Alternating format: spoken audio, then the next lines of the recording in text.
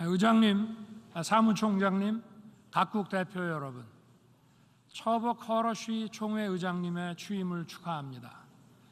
의장님의 리더십 하에 이번 제77차 유엔 총회가 더 나은 세계를 향해 회원국들의 지혜를 모으는 계기가 되길 바랍니다.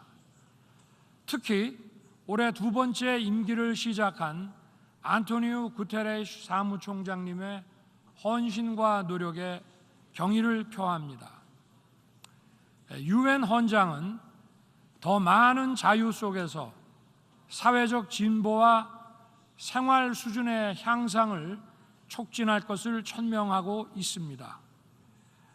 또한 국제 평화와 안전을 유지하기 위한 인류의 연대를 촉구하고 있습니다.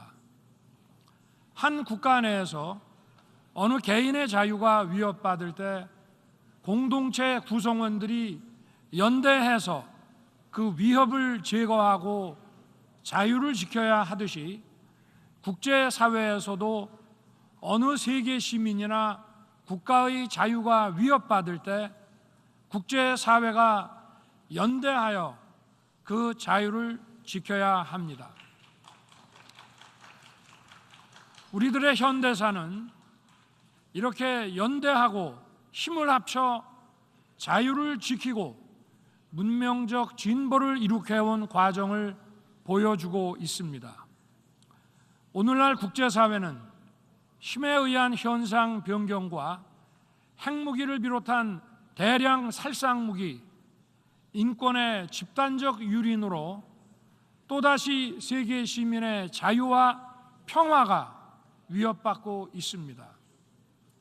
이러한 자유와 평화에 대한 위협은 유엔과 국제사회가 그동안 축적해온 보편적 국제 규범 체계를 강력히 지지하고 연대함으로써 극복해 나아가야 합니다.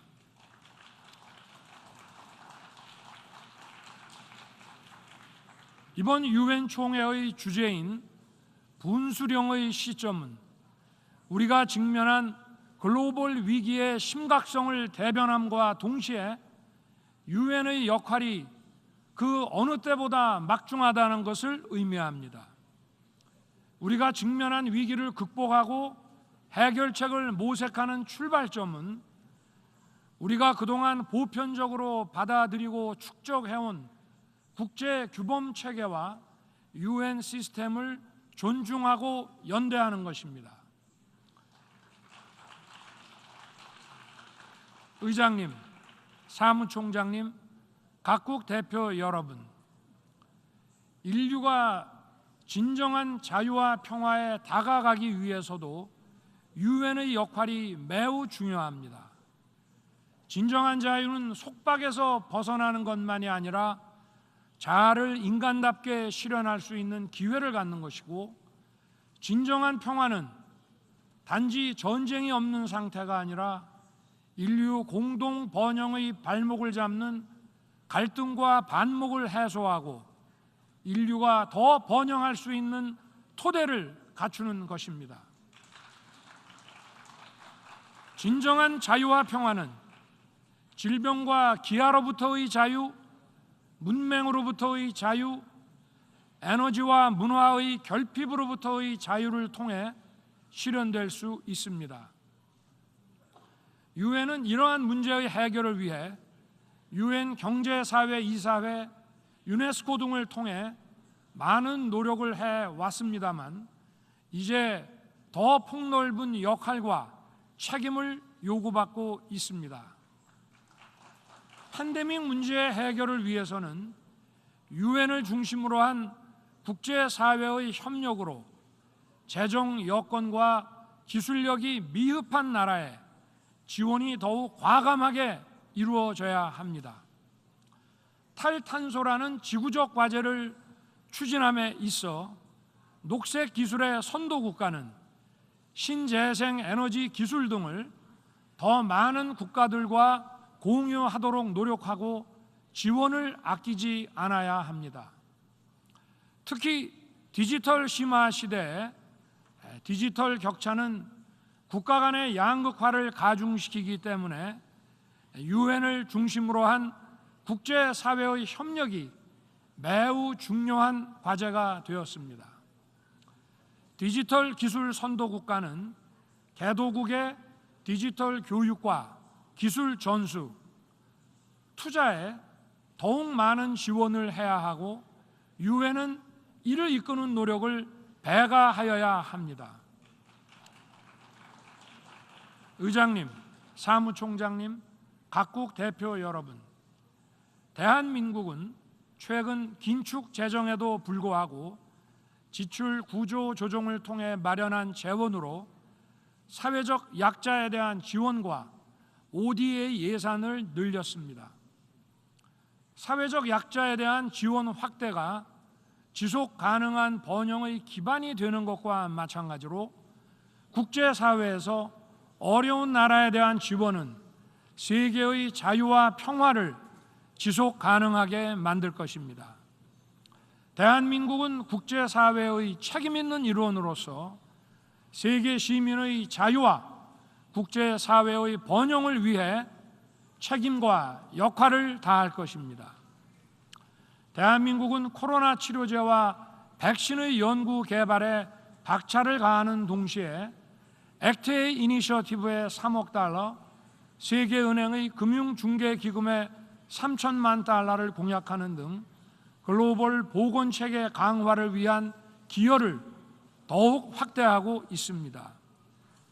세계보건기구의 팬데믹 협약 체결을 위한 협상에도 참여 중이며 오는 11월 미래 감염병 대응을 위한 글로벌 보건안보 구상 강요 회의를 서울에서 개최할 것입니다. 아울러 대한민국은 글로벌 감염병 대응이라는 인류 공동과제 해결을 적극 동참하기 위해 글로벌 펀드에 대한 기여를 획기적으로 확대하기로 했습니다. 기후변화 문제에 관해서도 대한민국은 그린 ODA를 확대하고 개발도상국의 저탄소 에너지 전환을 도울 것이며 혁신적 녹색 기술을 모든 인류와 공유하기 위해 노력할 것입니다.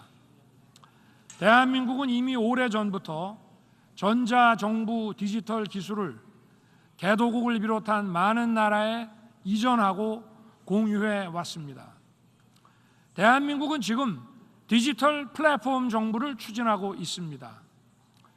디지털 기술로 민주주의와 행정 서비스 그리고 복지 서비스를 획기적으로 업그레이드 시키는 원대한 시도입니다. 앞으로 이러한 디지털 기술과 데이터를 더 많이 공유하고 지원과 교육 투자에 노력을 아끼지 않겠습니다. 의장님, 사무총장님, 각국 대표 여러분, 우리가 직면하고 있는 글로벌 위기에 대한 해결책으로 UN 시스템과 보편적 국제 규범 체계가 과연 유용한 것인지에 관해 지금 현재 시험대에 올라 있다고 할 수 있습니다. 그러나 우리가 현재 직면하고 있는 이 위기는 자유라는 보편적 가치를 공유하고 자유를 지키고 확장하기 위해 함께 노력해야 한다는 확고한 연대의 정신으로 해결할 수 있습니다.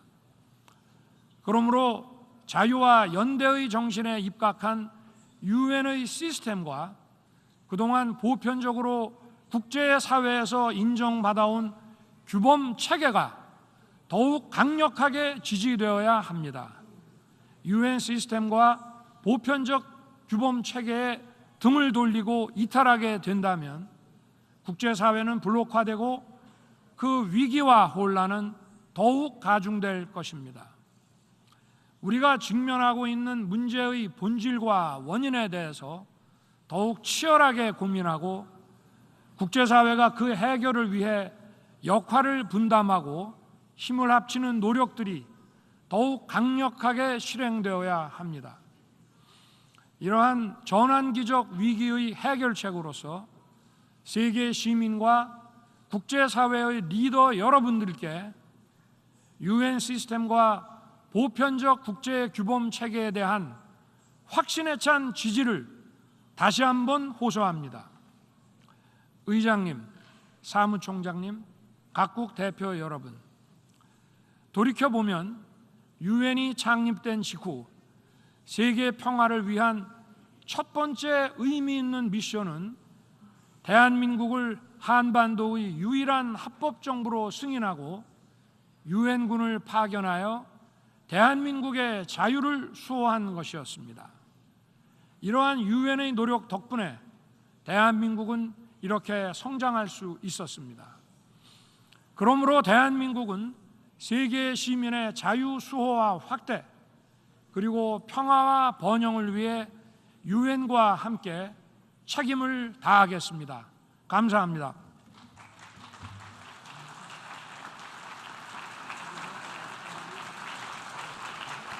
On behalf of the Assembly, I wish to thank the President of the Republic of Korea,